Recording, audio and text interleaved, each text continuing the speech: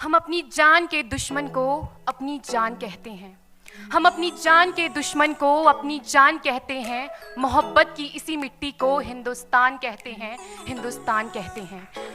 जो दुनिया में सुनाई दे उसे कहते हैं खामोशी, जो आंखों में दिखाई दे उसे तूफान कहते हैं। जो ये दीवार का सुराख है साहब, जो ये दीवार का सुराख है, चाइना, अमेरिका, पाकिस्तान साजिशों का हिस्सा है, मगर हम इसे अपने घर का रोशनदान कहते हैं, अपने घर का रोशनदान कहते हैं। परम सम्माननीय निर्णायक मंडल के सदस्यों, सभा में उपस्थित सभी गणमान्य व्यक्ति, मैं नेहा वर्मा देश प्रेम और राष्ट्र निर्माण के उपलक्ष्य पर अपने कुछ विचार आप सभी के साथ साझा करना चाहूंगी।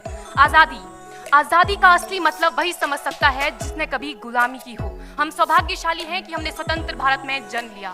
यूं तो आज़ादी की लौ 1857 में ही जल चुकी थी, जो वर्षाल बनकर 1947 में हमारे देश को आज़ाद कराई। प्राचीन, मध्यकालीन और वर्तमान भारत के उदाहरणों से स्पष्ट करना चाहूंगी कि जब हम फिरंगियों के फेरे में फंस गए थे तो रंग दे बसंती चोला की एक आवाज पर टोलों के टोले उमड़ आते थे और उनके वंदे मातरम के नारों से खून में आने वाला 5-5 डिग्री का तूफान अंग्रेजी शासकों की जड़ों में तूफान ला देता था। लोग मर जाते थे, मिट जाते थे, फांसी चढ़ जाते थे, तो वो भी अपनी देशभक्ति साबित कर रहे होते थे, क्योंकि ये उस दौर की देशभक्ति की कसौटी थी।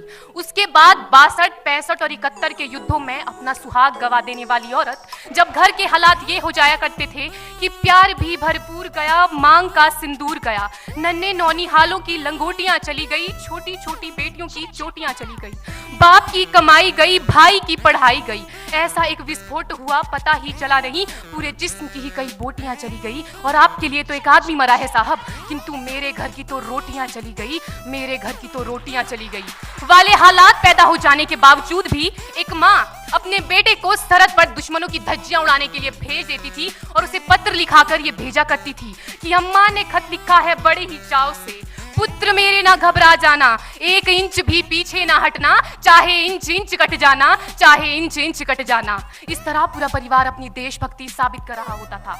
तब देश बलिदान मांगता था, तब देश लड़ जाने को कहता था, तब देश मर जाने को, मिट जाने को, फांसी चढ़ जाने को कहता था, किंतु आज देश लड़ जाने को नहीं कहता, आज देश मर जाने को, मिट जाने को, फांसी चढ़ जाने को नहीं कहता, बल्कि मेरे विचारों में यदि कोई व्यक्ति अपना काम पूरी ईमानदारी, पूरी मेहनत और पूरी लगन से करे ना, तो वही सबसे बड़ा देशभक्त है। मैं नहीं मानती कि फेसबुक और व्हाट्सएप की डीपी को 3 रंग में रंगना ही देशभक्ति है।